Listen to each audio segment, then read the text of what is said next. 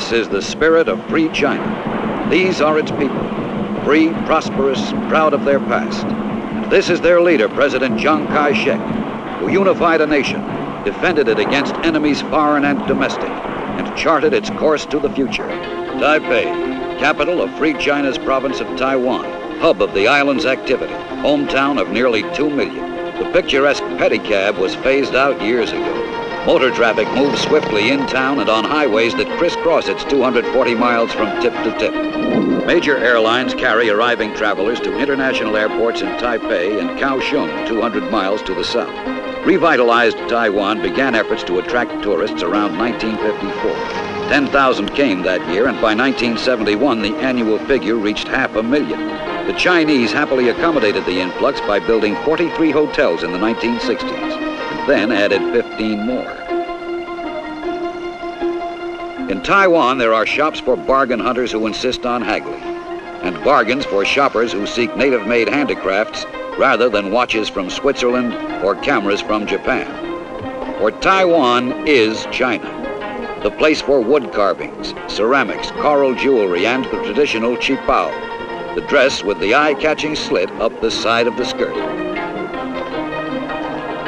Although Taiwan has 3 television networks, movie making is still a major industry. Studios produce 300 Chinese features a year and import about half that many foreign films for the island's 735 movie houses. Perhaps the charm of Taiwan is the absence of the professional polish many international tourist cities possess. For over 60 years, Chiang Kai-shek has labored to unite his country's provinces, which sprawl over much of the surface of Asia. His fervent dream, his compelling mission, is the defeat of communism on the China mainland. With the support of the Kuomintang, the nationalist political party, Chiang was first elected president of the republic in 1948. He retired after less than a year in office, was re-elected in 1954, and for 2 successive terms since then.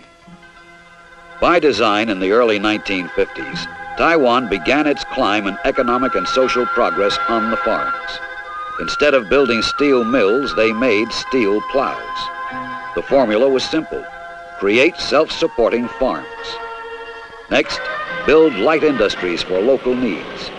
And the government realized that the farmer who owns his land will produce more.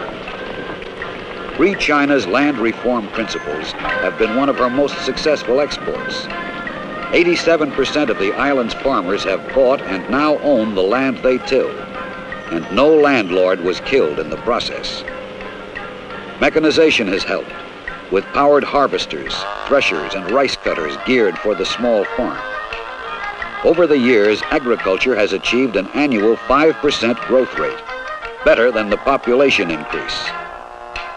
Rice is the staple food in Asia, and Taiwan's rice production has increased 41% in 10 years. Her farmers are the most prosperous in Asia.